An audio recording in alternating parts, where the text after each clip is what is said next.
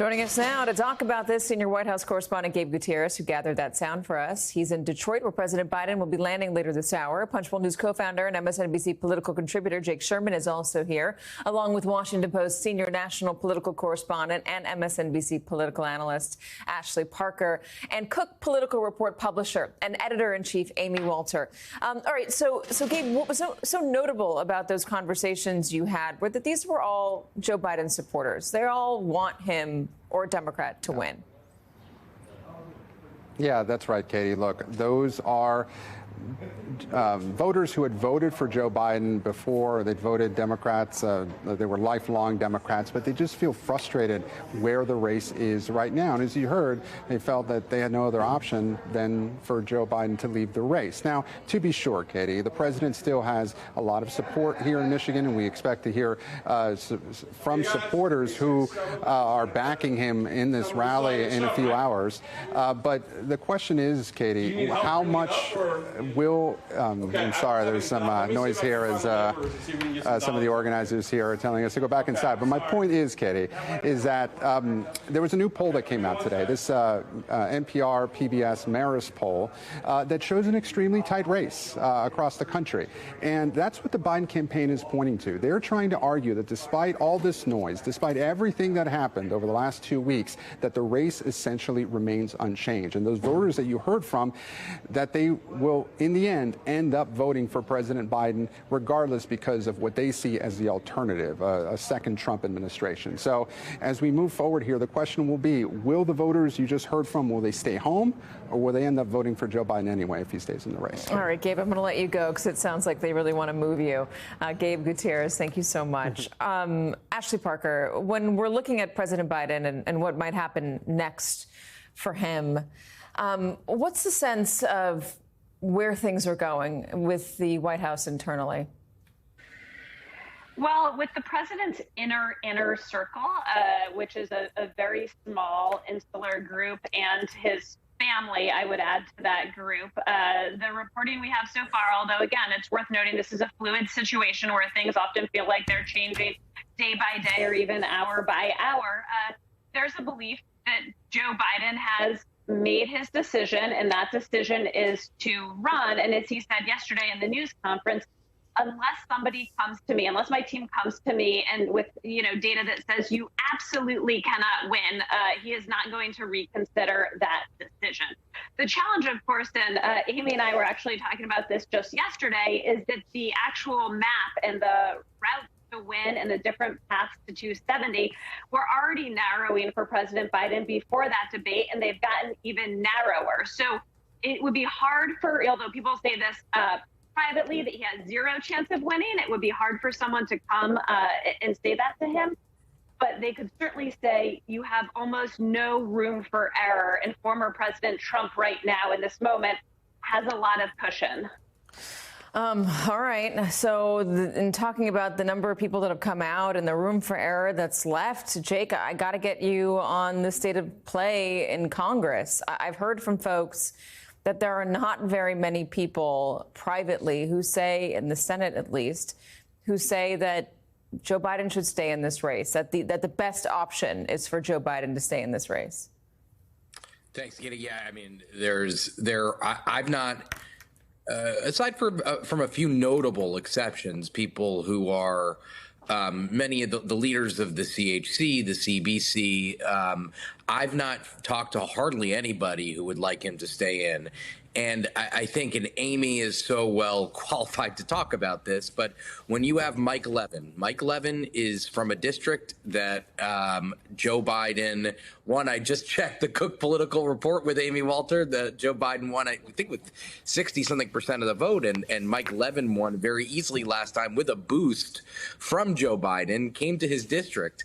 When he comes out and says that Joe Biden should step away, and furthermore, when he says on a call with the Congressional Hispanic Caucus, which is what he just did, to Joe Biden, that Joe Biden should step down, that tells you a lot. Now, there's a disconnect here. The disconnect is the president is saying, stick with me, I can win. No one believes that. No one in the House, really, Democratic caucus, really believes that. And furthermore, as I told you yesterday, Katie, like the issue is they don't believe that they can win with Joe Biden on the ticket. And it's with that backdrop that Hakeem Jeffries went to the White House late last night after the NATO press conference, and Jeffries met with Biden. Now, both sides, this was a one-on-one meeting. Both sides are saying they will not discuss the contents of the meeting. Jeffries said he shared the perspectives of the caucus with Biden. It's not a direct quote, but said something to that effect. If that is true, and I have no reason to believe it isn't, then Hakeem Jeffries had to have told him that he has been with dozens of members over the last couple of weeks who have said that Joe Biden should step away. So what's unknowable to me, and Ashley is really well positioned to talk about this, is how much that matters. I mean, I think she just indicated it might not matter much, but these are dozens of Democrats that say we will lose our seats if Joe Biden is the nominee. So what Joe Biden has said publicly is that he needs to be presented with a scenario where he's told he can't win.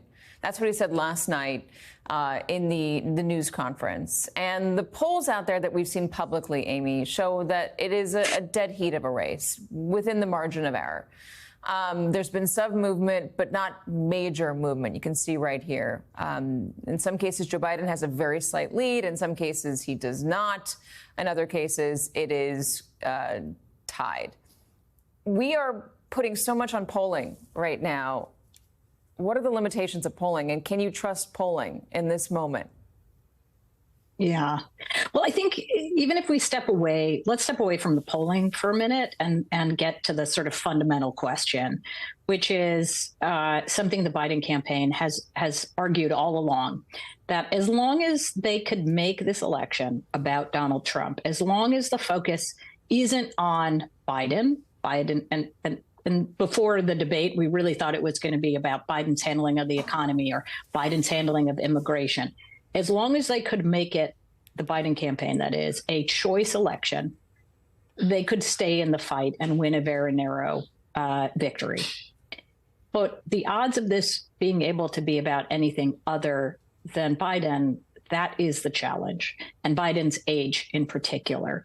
So again, I think he started even before the debate, the status quo being this race is at best tied is not good enough if you are the president of the United States looking to win a close election. If you want to talk about the polls being right or wrong, remember, Biden has always, at least in 2020, he was always ahead. He was never trailing in either the national polling or in the key state polling.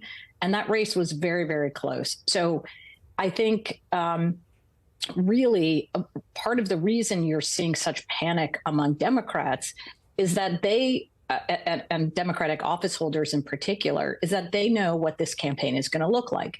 They know that they're going to spend the next 4 months answering questions from reporters and from voters and constituents, asking them whether or not Biden can do the job. Every time Biden has a slip or is reported in the media or somebody leaks something that he did or said, they're going to have to answer for that. It depresses turnout. And so whether you're in a district, like Jake pointed out, that gave Biden a 60% showing, or whether you're in a close district, you can't afford to have your own constituents like those ones that we saw at the package at the very top saying, yeah, I mean, I guess I'll turn out for Biden, right? He needs those people to be excited to turn out for him. Yeah, that enthusiasm, because it was enthusiasm what drove that's what drove his win in 2020, Ashley. It was all those people who came out to get President Trump out of office. And does that enthusiasm still live in 2024? I mean, Chuck Todd, my colleague, has argued that part of what drove voters to the polls to vote for Biden in 2020 was COVID and Donald Trump's handling of COVID. Donald Trump's now been out of office for 4 years. There's a certain amnesia that has taken over the electorate about what happened back then. So in terms of enthusiasm, is the White House considering that? And are they considering, as Jake and Amy both point out, the pleas from lawmakers that this is going to drag them down, that they could lose the House? The Senate's already a tough one if Joe Biden stays on the ballot. Well, in terms of what it would take for Joe Biden to get out of the race, some early reporting I did, and again, these are people sort of who know Joe Biden quite well, who have served with him, who have worked for him and with him for decades, speculating, but their informed speculation was they thought one of the things that might be able to push him out would be just that. People like Hakeem Jeffries and Chuck Schumer going to him, not so much because of their meaningful personal relationships, but saying, look, we will not win back the House. We will not hold the Senate. Not only will you lose, but if you believe what you say you believe, which we believe that the stakes are existential, that American democracy as we know it is at its stake, not only will Trump be ushered back in, but there will be no ballast to prevent him from doing Project 2025, whatever he wants, because we won't have the House or the Senate. And there was a hope, and there still is some smaller hope that that would be compelling. And based on the Trump amnesia, I briefly want to pick up on a smart point Amy made, which was going into this debate, Joe Biden was already trailing within the margin of error. And the whole point of this debate was that the Biden campaign requested it because they knew they had to change things. They had to turn it from a referendum on Joe Biden into a referendum on Donald Trump, a choice between Joe Biden and Donald Trump. So even the Democrats who say, look, the debate didn't matter, it didn't change anything, they were losing, now they're losing by a smidge more, which is a heck of a spin.